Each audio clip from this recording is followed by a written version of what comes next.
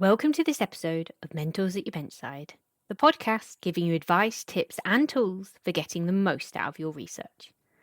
I'm Laura Grassi, and today I'll be talking to you about the surprisingly easy way you can make your own chemically competent cells. There are 3 simple reasons why you should make your own stash of chemically competent cells. First, every molecular biologist should learn how to do it. Second, it's very straightforward. And third, it will save you money and prevent emergency situations. Today, I will tell you how to make DIY stock of chemically competent E. coli, the workhorse in the molecular biology laboratory. Things you'll need: a fresh overnight culture of any E. coli strain grown in LB broth, sterile centrifuge tubes, a spectrometer for reading the optical density of E. coli, sterile ice-cold calcium chloride at 100 millimolar, sterile ice-cold calcium chloride at 100 millimolar with 15% volume-for-volume glycerol, and sterile Eppendorf tubes. Before we get started, let's discuss what are chemically competent cells. Chemically competent cells are basically bacteria that have been treated with chemicals to enable the bugs to take up exogenous plasmid DNA when the situation requires your experiment.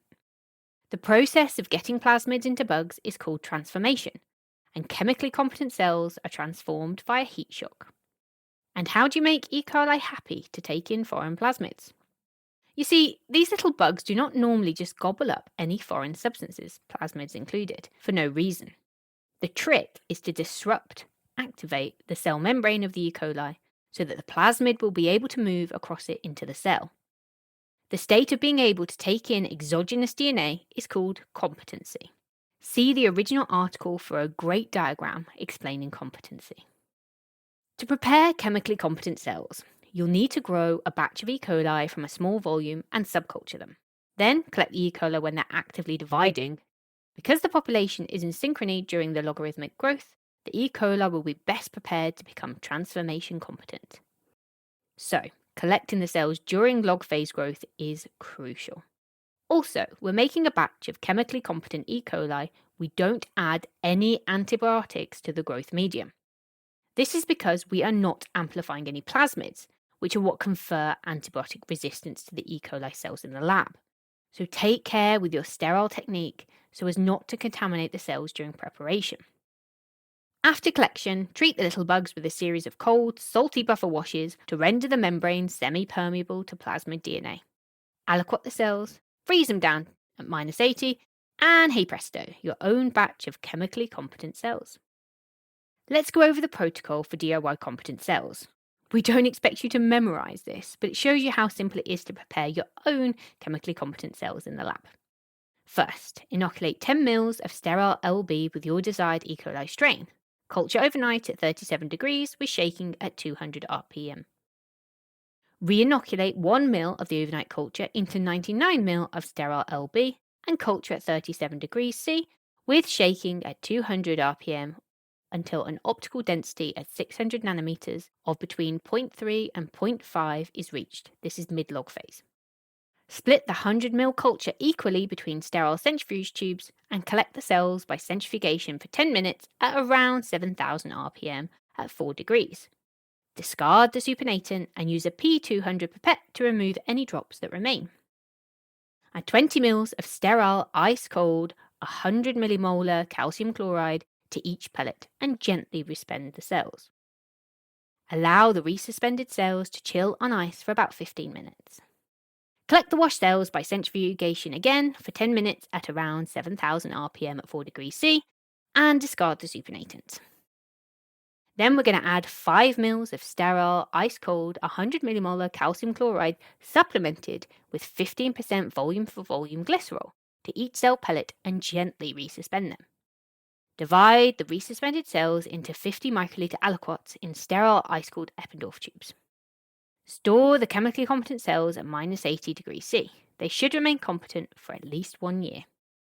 Quantify the transformation efficiency of your chemically competent cells by transforming them with a known amount of plasmid that contains a positive selection marker and count the number of transformant colonies.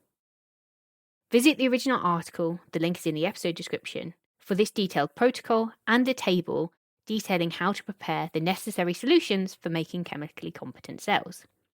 But before you get started, we all know that a clear protocol doesn't always translate to an easy workflow, and that insider wisdom goes a long way. Here are some useful pointers. It's important to handle the cells gently because we're weakening the cell membrane to make them chemically competent. This makes them susceptible to physical damage, and a dead bug is a useless bug. Sterile, sterile, sterile. Remember, there are no antibiotics in the culture, so it is prone to contamination. Take particular care when checking the OD600 of the cells and aspirate the culture over a Bunsen burner. If you are making up competent cells for an entire lab group and plan to fill, say, an entire box full of aliquots, then label all of the tube while your subculture is growing and place these in a box in a -80 freezer to cool down. Also, grab a lab buddy and some liquid nitrogen in a wide-neck dewar just before aliquoting the cells for storage. One of you can aliquot the cells into Eppendorf tubes and the other one can close the caps and place them in the liquid nitrogen to cool down. Remember, work quick and cold. I really like the DIY movement in preparing lab reagents. Admittedly, we're fortunate to be doing science in this era because there are so many kits available. However, it is always good to learn how to survive without them. These secret personal stocks can pay huge dividends when you're in an emergency situation. Plus, the DIY route is always budget friendly and useful amid periods of financial austerity. So, why not try your hand at making your own electrocompetent cells as well? See the episode description for a link to our article on how to make these. Finally, to ensure you have a constant supply of high-quality chemically competent cells, download our free Chemically Competent Cells protocol cheat sheet. The link is included in the episode description. So that's it for how to make your own chemically competent cells. Check out the episode description for links to related articles and resources, and don't forget to subscribe to the podcast to get more help and advice from Mentors at Your Benchside.